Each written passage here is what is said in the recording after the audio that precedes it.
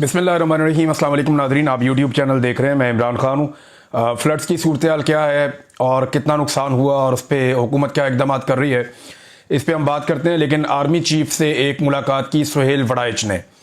सुहेल वड़ाइच पाकिस्तान के एक पुराने जर्नलिस्ट हैं और ये इनको मैंने देखा भी था जब ब्रसल्स में आर्मी चीफ मौजूद थे, तो उस तकरीब में इन्हें ख़ास तौर पर बुलाया गया था और उस तकरीब के बाद इनकी कोई मुलाकात हुई है आर्मी चीफ से। उस मुलाकात के हवाले से इन्होंने कुछ तफसीलात जारी की हैं। 5 चीज़ें उसमें बहुत इंपॉर्टेंट हैं, वो पांचों चीज़ें मैं आपके सामने रखता हूँ। आर्मी चीफ का माइंड मुकम्मल तौर पे डिस्क्लोज हो गया है, यानी वो फ्यूचर में क्या करेंगे, उनके दिमाग में क्या चल रहा है और मौजूदा field marshal army chief Pakistan को कहाँ ले जाना चाहते हैं और यानी वो जाने का उनका इरादा है भी या नहीं, ये सारी चीज़ें मैं आपके सामने रख देता हूँ। एक तो ये क्लियर बात है कि जो सुहेल वड़ाइच ने लिखा वो एस्टेब्लिशमेंट की, आर्मी चीफ की इजाज़त के बगैर तो लिख नहीं सकते। यानी अगर कुछ ऑफ द रिकॉर्ड बातें होंगी तो वो सुहेल वड़ाइच साहब आर्मी चीफ के रिटायर होने के बाद बताएंगे, अगर ज़िंदगी रही तो आर्मी चीफ के रिटायर होने के बाद बताएंगे, उससे पहले वो नहीं बताएंगे। जब तक आर्मी चीफ मौजूद है तब तक वो वही लिखेंगे जो आर्मी चीफ की इजाज़त से है। तो आर्मी चीफ की इजाज़त से 5 चीज़ें सामने आई हैं। नंबर 1 चीज़ जो है वो माफ़ी का मुतालबा है। नंबर 2 तब्दीली के बारे में अफवाहें। नंबर 3 खारजा पॉलिसी। नंबर 4 मईशत के मामला। नंबर 5 डोनाल्ड ट्रंप, अमेरिका और चीन। अब इसमें जो पहला नुकता है ना, जो आर्मी चीफ का स्टेटमेंट सुहेल वड़ाइच साहब ने पढ़ के सुनाया, वो मुझे बहुत अजीब लगा। मुझे लगा कि ये कोई भी बाशऊर आदमी या अक्लमंद आदमी इसको तस्लीम नहीं करेगा। यानी सियासी हवाले से एक सवाल किया सुहेल वड़ाइच ने। सियासी हवाले से किए गए सवाल पे आसिम मुनीर ने कहा कि सियासी मसालियत सच्चे दिल से माफ़ी मांगने से मुमकिन है। इस हवाले से उन्होंने स्टेज पर कुरान पाक की आदम की तख्लीक और शैतान के किरदार के हवाले से आयात का मतन और तर्जमा बताया, जिससे वादे होता था कि शुरू में फरिश्तों को आदम से मसला था, मगर खुदा ने आदम को तख्लीक किया तो सवाए शैतान के, इबलीस के, सब फरिश्तों ने इंसान को खुदा का हुक्म और करिश्मा समझकर कबूल कर लिया। गोया माफ़ी मांगने वाले फरिश्ते रहे और माफ़ी ना मांगने वाला शैतान बन गया। अब ये पाकिस्तान तहरीक इंसाफ के बारे में आर्मी चीफ फील्ड मार्शल का माइंड डिस्क्लोज कर रहे हैं सुहेल वड़ाइच साहब, कि वो ये समझते हैं कि जैसे अल्लाह ताला ने कहा कि माफ़ी मांगो और इबलीस ने, शैतान ने माफ़ी नहीं मांगी और बाकी सब जिन्होंने माफ़ी मांग ली वो फरिश्ते हो गए और जिसने माफ़ी नहीं मांगी वो शैतान हो गया। और इस पर उन्होंने कुरान पाक का हवाला दिया आर्मी चीफ ने। अब सवाल यह है कि सारा कुरान पाक इमरान खान और पाकिस्तान तहरीक इंसाफ के खिलाफ उतरा है?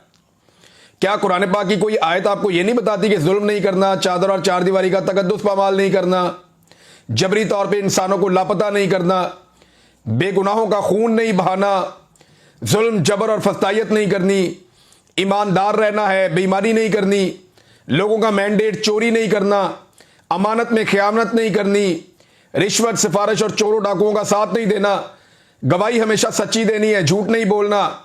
क्या ये सारी चीज़ें, हक के साथ खड़े होना, ये सारा कुछ कुरान पाक में नहीं लिखा हुआ?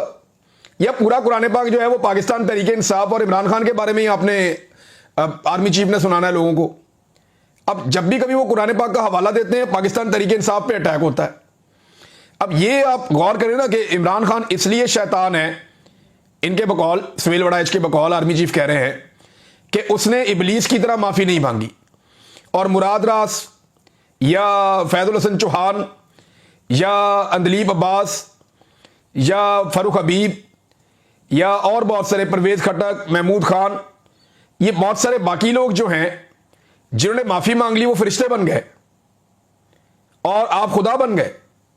वो तो अल्लाह ताला के कहने पर माफ़ी मांगी थी। इस तरह तो हज़रत इमाम हुसैन रज़ी अल्लाह ताला के सामने भी रास्ता रखा गया कि माफ़ी मांगो, या सर नीचे झुकाओ, या तस्लीम करो, या पीछे हटो, तो उन्होंने कहा नहीं, सवाल ही पैदा नहीं होता, मैं यहां कंप्रोमाइज नहीं करूंगा। वो खड़े हो गए। तो दूसरी तरफ से ये मिसाल दी जा सकती है। तो यहां इस्लाम को, मजहब को, दीन को इसके बीच में यूं लेकर आना यह नामुनासिब है। इस वक्त ताकत आपके पास है, आप जो चाहे कर सकते हैं, लेकिन कुरान पाक को बीच में लाकर यह कहना कि एक सियासी जमात और उसके पैरोकार जो माफी नहीं मांग रहे वो शैतान है। अब मैं अगर कुछ सवालात पूछूं कि एक, चलें ये मान लें थोड़ी देर के लिए कि पाकिस्तान तहरीक इंसाफ के लोगों ने गुस्से में आकर जब इमरान खान साहब को गैर कानूनी तौर पर गिरफ्तार करके घसीटा गया और मारा गया, तो तहरीक इंसाफ के लोगों ने गुस्से में आकर कुछ फौजी मकामात के ऊपर अटैक कर दिया, कुछ पुतले तोड़ दिए, कुछ जगह पे आग लगा दी, कुछ तोड़ फोड़ कर दी, कुछ शीशे तोड़ दिए, कोई मोर चोरी करके ले गया, कोई इस तरह की हरकतें की उन्होंने। तो उस पर तो आप कह रहे हैं उन्हें माफी मांगनी पड़ेगी वरना वो शैतान बन जाएंगे, क्योंकि खुदा के कहने पे शैतान ने माफी नहीं मांगी थी। लेकिन क्या किसी डिक्टेटर ने आज तक माफी मांगी है इस मुल्क में मार्शल लॉ लगाने पर? क्या वो फरिश्ते हैं अभी भी? सवाल यह है कि मंशियात से लेकर कलाशनकोफ तक और कलाशनकोफ से लेकर खुद कुछ बम्बार तक मुल्क में कौन लेकर आया? यही डिक्टेटर्स लेकर आए। क्या किसी एक डिक्टेटर ने, जो मिलिट्री डिक्टेटर है, उसने माफी मांगी आज तक? आधा मुल्क तोड़ दिया, उसकी माफी मांगी आज तक?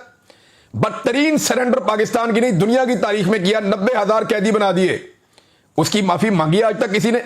कायदे आजम की बहन को बदतरीन रुसवा किया गया, उसकी माफी मांगी आज तक किसी ने? मुल्क को गैरों के हाथों जो है वो यरगमाल बना लिया गया, किसी ने माफी नहीं मांगी। और गैरों की जंग में पाकिस्तान को धकेल दिया गया, किसी ने माफी नहीं मांगी। डॉलरों की खातिर अपने बेटे और बेटियों को पकड़कर अमेरिका के हवाले किया गया, इस पर किसी ने माफी मांगी? पाकिस्तान में हुकूमतें बनाई अपनी मर्जी से और हुकूमतें गिराई अपनी मर्जी से, इस पर किसी ने माफी मांगी?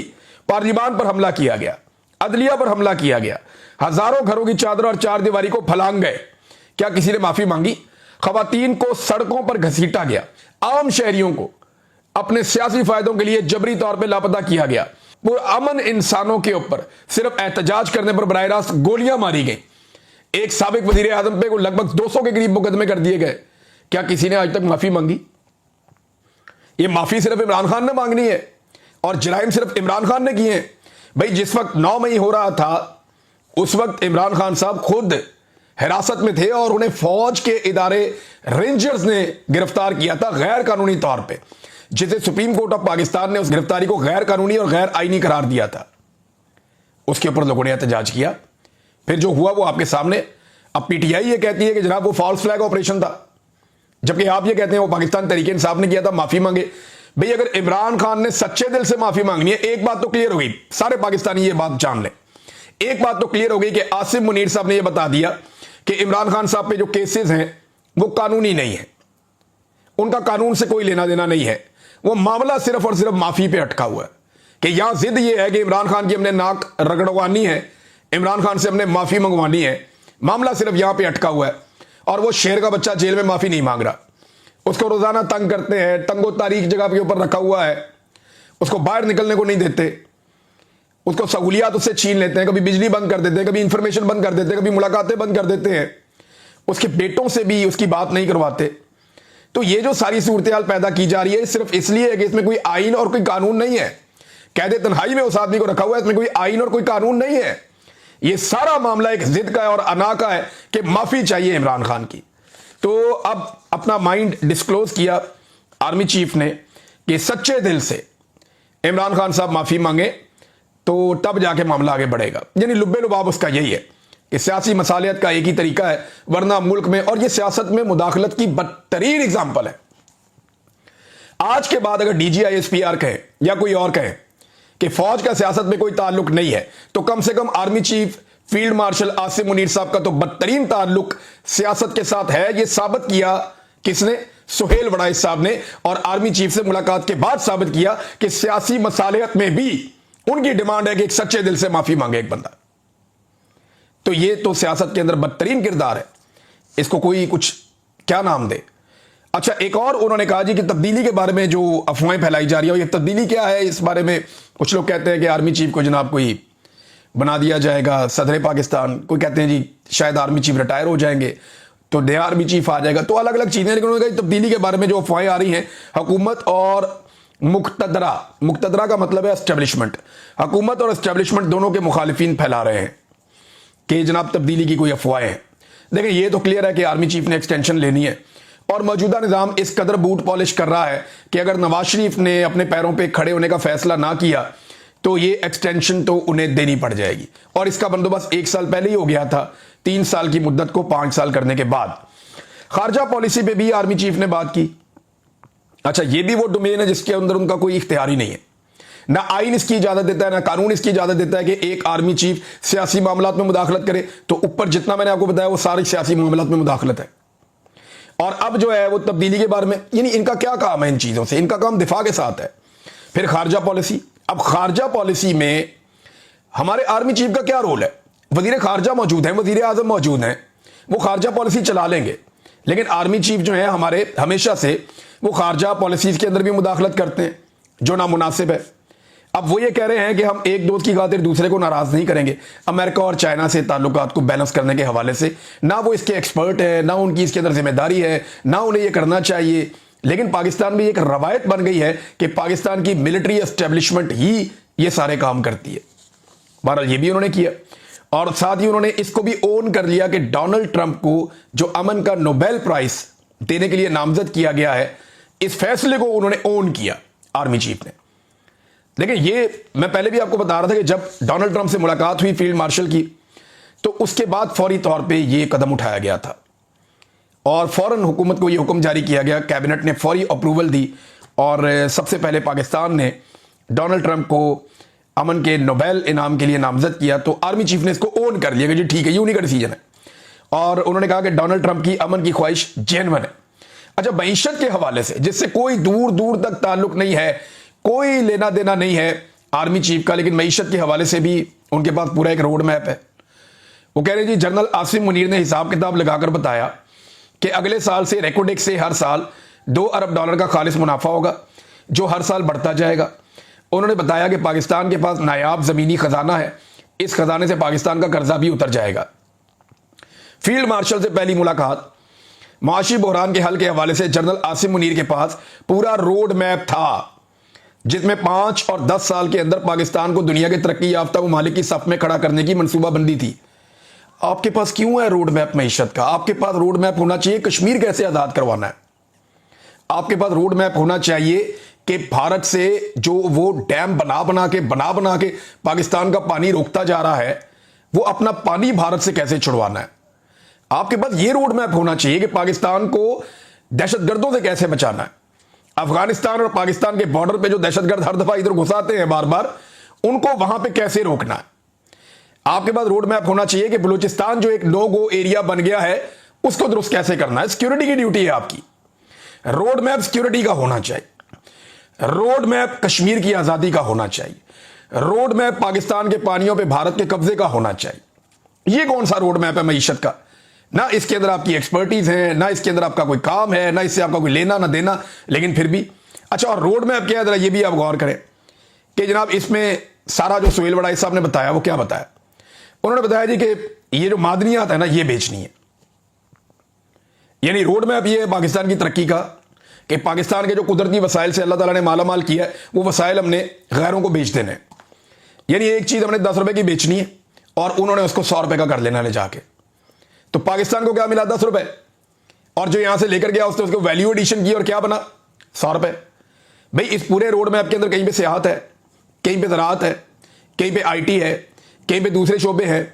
किसान तबाह बर्बाद हो गया, मईशत का बेड़ा गर्क हो गया, ताजर काम नहीं कर पा रहे, इंपोर्ट एक्सपोर्ट पाकिस्तान का बैलेंस ही क्रिएट नहीं हो पा रहा। साथ ही साथ जो है वो आपके जो ताजिर हैं, जो मैन्युफैक्चरर्स हैं, वो बेचारे परेशान है। कॉस्ट ऑफ प्रोडक्शन कहां से कहां जा रही है, बिजली और फ्यूल की प्राइस कहां पहुंच गई है। तो रोड मैप तो इन चीजों का होना चाहिए था, अगर होना चाहिए था तो। अव्वल तो काम ही नहीं है ये चीजें दुरुस्त करनी। घर का सामान बेचकर या अपने घर का जेवर बेचकर, ये जेवर है ना पाकिस्तान का जो अल्लाह ताला ने दिया हुआ है, ये वक्त आने पे हमारे काम आएगा। तो ये और कैसे काम आएगा? देखिए, इसके दो तरह आप काम ले सकते हैं। या तो ये मादनियात आप औने पौने बेच दें, या आप पाकिस्तान को आहिस्ता आहिस्ता अपने पैरों पे खड़ा करें, पाकिस्तान के अंदर इंडस्ट्री लगाएं, इस मादनियात को पाकिस्तान की इंडस्ट्री इस्तेमाल करे। ये जो 10 रुपए वाली चीज है, इसको पाकिस्तान 1000 रुपए की करके बेच सकता है। फ्यूचर का सारा फ्यूल है ये जो रेयर अर्थ मिनरल्स है, इसके पीछे दुनिया पागल है। अगर दुनिया इससे बेशुमार पैसा बना सकती है तो पाकिस्तान क्यों नहीं बना सकता? हमने जरूर औने पौने इसको रॉ मटेरियल के तौर पे बेचना है। हमें इंतजार करना चाहिए उस वक्त का और इन असासों को संभाल के रखना चाहिए। पाकिस्तान की मईशत को ऊपर उठाना चाहिए। हाँ ठीक है, जरूरत के तहत आप कुछ चीजें बेच सकते हैं कि फिलहाल हमें इसमें से निकलना है, हम इतना बेच लेते हैं, लेकिन एक बड़ा हिस्सा हम सेफ रखेंगे। लेकिन मुझे उसकी कोई उम्मीद नजर नहीं आ रही। बहरहाल मईशत का भी एक रोड मैप है आर्मी चीफ के पास। और ये जनाब सुहेल वड़ाई साहब ने पूरी कहानी सुना दी। अब सुहेल वड़ाई साहब ने पूरी कहानी सुनाई ना, आर्मी चीफ ने बड़ी लंबी चौड़ी बातें की हैं। इसके अंदर एक बंदे ने तारीफ की आर्मी चीफ की तरफ, वो भी मैं बता दूं। उसने कहा जी, सदियों बाद कोई ऐसा मौका आया यानी इसमें उनके हाथों को चूमा एक शख्स ने, ओवरसीज ने, और झुक कर चूमा, ये भी सोहेल बड़ाइच साहब ने बताया। उन्होंने कहा कई एक ने सदियों के बाद मुसलमान मुल्क की काफिर मुल्क पर फतह पर उन्हें खराज तहसीन पेश किया।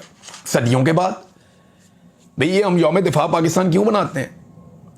ये तो 1965 का एक दिन हम मना रहे होते हैं हर साल कि यौम दिफा पाकिस्तान है, पाकिस्तान ने भारत को शिकस्त दी थी।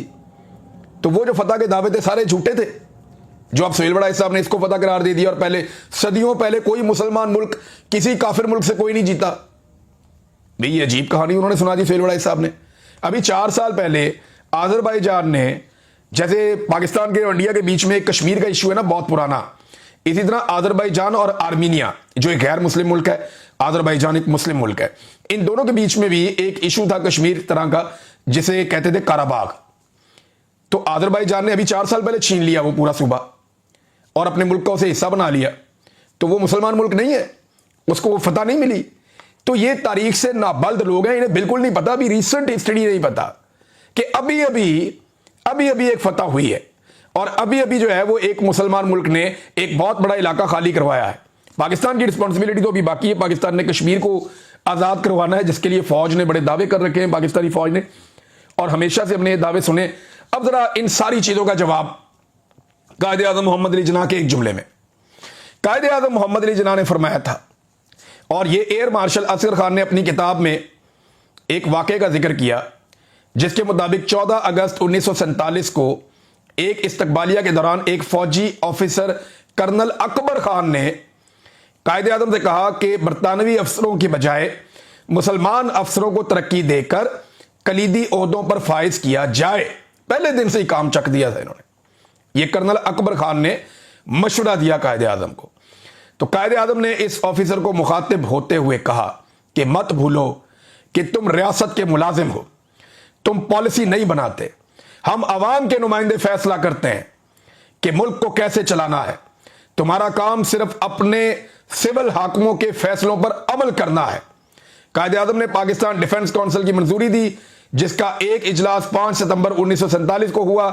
इस इजलास में पाक फौज की अंदरूनी और बैरूनी जिम्मेदारियों की मंजूरी दी गई।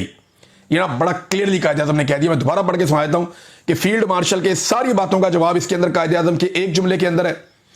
सोहेल बड़ाइच के सारे कॉलम का जवाब कायदे आज़म के एक जुमले के अंदर है। उन्होंने कहा कि मत भूलो कि तुम रियासत के मुलाजिम हो, तुम पॉलिसी नहीं बनाते, हम अवाम के नुमाइंदे फैसला करते हैं कि मुल्क को कैसे चलाना है। तुम्हारा काम सिर्फ अपने सिविल हाकिमों के फैसलों पर अमल दरामद करना है। यहां जो इलेक्शन जीता है, जिसे अवाम ने मुंतखब किया है, उसको जेल के अंदर बंद किया हुआ है, और जिन्हें अवाम ने रिजेक्ट किया है उनको फार्म 47 पे लाकर बैठाया गया है, और फिर भी उनकी कोई बात नहीं सुनी जा रही। वो बेचारे मुलाजमों की तरह दिन रात बूट पॉलिश कर रहे हैं और कुछ नहीं कर रहे। ये नादरीन हालात हैं यहाँ पे। अब नादरीन आ जाए, जो फ्लड्स की सूरत हाल है इस वक्त, वो मैं आपके साथ शेयर कर देता हूँ। लेकिन उससे पहले एक और बहुत बड़ी खुशखबरी है, ये आपके साथ शेयर ना की तो ज्यादती हो जाएगी। एक और कोट अद्दू पावर कंपनी है, और ये बड़ी कंपनी है। एक lieutenant general retire Mohammad Saeed को नया चेयरमैन इसका अपॉइंट कर दिया गया है। तो एक और रिटायर फौजी ऑफिसर बरसरे रोजगार हो गए। अल्लाह ताला इनके रोजगार में, अल्लाह ताला इनकी आमदन में बरकत अता फरमाए। और हमें एक ही दफ़ा लिस्ट हासिल करनी चाहिए कि कितने हमारे जिंदा जर्नल ऐसे हैं जो रिटायर हैं और उनके पास कोई रोजगार नहीं है, ताकि कौम एक ही मरतबा उन सब के रोजगार का बंदोबस्त करे, और इन तमाम को रोजगार के ऊपर रहना चाहिए। पाकिस्तान के अंदर बेरोजगारी की शरह लगातार बढ़ती चली जा रही है, और कई गुना बेरोजगारी में गुज़िश्ता 3 सालों में इजाफा हुआ है। लेकिन कई गुना रिटायर जर्नलों को तमाम महकमों के ऊपर लाकर बैठा दिया गया है, और अब तो पहली मरतबा ऐसा हो रहा है कि सर्विंग जर्नल्स भी महकमों के ऊपर बैठाए जा रहे हैं। तो ये नादरीन सूरत हाल है। तो मैं मुबारकबाद पेश करता हूँ lieutenant general retire Mohammad Saeed को कि उन्हें नया चेयरमैन अपॉइंट किया गया कोट अद्दू पावर कंपनी का। और बाकी जो लोग हैं उनके लिए मैं दुआ करता हूं कि जितने भी हमारे रिटायर्ड जर्नल हैं उन सबको जल्द अज जल्द कोई ना कोई नौकरी मिल जाए। नादरीन, सैलाब की सूरत हाल बड़ी खौफनाक है। जो मनाजिर मैंने देखे वो इंतहाई हौलनाक है। क्लाउड बर्स्ट हुआ है, और ये क्लाइमेट चेंज है। जो मकबूजा कश्मीर है वहाँ पे भी एक इंसिडेंट ऐसा रिपोर्ट हुआ, बड़ा अफसोसनाक और बड़ा खौफनाक वाक़या है। जितनी दरियाओं के किनारों पे प्रॉपर्टीज़ बनी हुई हैं, मैंने उनको बहते हुए देखा है। पूरी बिल्डिंग, पूरे घर जो हैं, 3-3 मंजिला घर, वो एक झटके में पानी लेकर जा रहा है। चंद लम्हों में वो नज़र ही नहीं आते, बिल्कुल सफाचट हो जाता है। बाकायदा पत्थरों का सैलाब आता हुआ देखा, बहुत बड़े पैमाने पे पत्थर पानी के साथ बहते हुए आ रहे हैं, बड़े बड़े पत्थर जिन्हें आप हिला भी नहीं सकते। तो ये एक खौफनाक सैलाब है और ये जो मनाजिर हैं सैलाब के, ये इंतहाई हौलनाक है। अल्लाह ताला पाकिस्तानियों को महफूज रखे। जो लोग जाँ बहक हुए हैं उनकी तादाद बढ़ती चली जा रही है और जो नया डाटा आ रहा है वो बड़ा खौफनाक है। और इसमें बच्चे भी हैं, ख़वातीन भी हैं, नौजवान भी हैं, तो मर्द हजरात भी हैं, ख़वातीन भी हैं। तो ये बहुत बड़ा नुकसान है। पाकिस्तान की गवर्नमेंट ने, पाकिस्तान की फ़ौज ने और पाकिस्तान की जो मुख्तलिफ सूबाई हुकूमतें हैं उन्होंने इस हवाले से अपने इक़दाम शुरू किए हैं। खैबर पख्तूनख्वा की हुकूमत को सबसे ज़्यादा विजिलेंट रहना होगा। अवामी नुमाइंदगान सैलाबज़दा इलाकों में लौट गए हैं, वहाँ पहुँच गए हैं। बैरिस्टर घोर के इलाके में सैलाब आया, बड़ा खौफनाक, वो भी वहाँ पे मौजूद हैं। अली अमीन गंडापुर भी रवाना हुए सैलाब मुतासरीन की मदद के लिए और जो फ़ौज के दस्ते वहाँ मौजूद हैं खैबर पख्तूनख्वा में, उन्हें भी फौरी तौर पे मुतहर्रिक किया गया कि आप भी ये काम करें। और बेहतरीन काम कर रही है रेस्क्यू सर्विसेज और जो NDMA PDMA ये लोग भी कोशिश कर रहे हैं, बहुत कम वसाइल के बावजूद ज़ोर लगा रहे हैं कि कुछ ना कुछ करके किसी तरह भी जो सैलाब मुतासरीन हैं उनको रेस्क्यू किया जाए। अभी मेरे ख्याल में उन्हें आने वाले दिनों में खैमों की ज़रूरत होगी, उन्हें खुराक की ज़रूरत होगी, खाने पीने की चीज़ों की। और फिर जब बहाली का काम शुरू होगा, असल काम तब होता है। ये घर टूट गए हैं, बह गए हैं और ये सैकड़ों मकानात हैं, इनकी दोबारा तामीर के लिए फ़ंड्स चाहिए होंगे, पैसा चाहिए होगा और इन लोगों को मदद देनी होगी। और इनकी तामीर दोबारा करने के लिए हुकूमत खैबर पख्तूनख्वा को और हुकूमत पाकिस्तान को बड़े फ़ंड्स जारी करने पड़ेंगे और उन फ़ंड्स को मकामी नुमाइंदगान के ज़रिए से सही तरीके से खर्च किया जाए। क्योंकि देखें, अरबों रुपया आया था जो सिंध में खर्च किया जाना था 2022 के सैलाब के बाद। आज 3 साल गुजर गए हैं। एक अगर 2 कनाल का भी घर आप बनाए ना, बड़ा घर, तो 8 माह में 10 माह में आपका बन जाता है पाकिस्तान में। लेकिन 3 साल हो गए, आज तक वहां गरीबों के घर नहीं बन सके दोबारा। लोग अपनी मदद आपके तहत घर बना रहे हैं। जो सरकार के पास पैसा आया वो कहां खर्च हो गया आज तक किसी को पता ही नहीं है। वो गरीब लोगों के नाम पे इकट्ठा किया हुआ पैसा था, बाहर से भी फंड्स आए थे और वो सारे फंड अल्ले तल्लों में और इधर उधर इन्होंने उड़ा दिए और पता नहीं किसकी जेब में गया पैसा। गरीब आदमी को तो कुछ नहीं मिला। अब यहां पे एक पूरा चेक एंड बैलेंस होना चाहिए। ये सारा पैसा जो है वो गरीबों को मिलना चाहिए और उनके घरों की तामीर के ऊपर खर्च होना चाहिए। अब तक के लिए इतना ही। अपना ख्याल रखिएगा, अपने इस चैनल का भी। अल्लाह हाफ़िज़।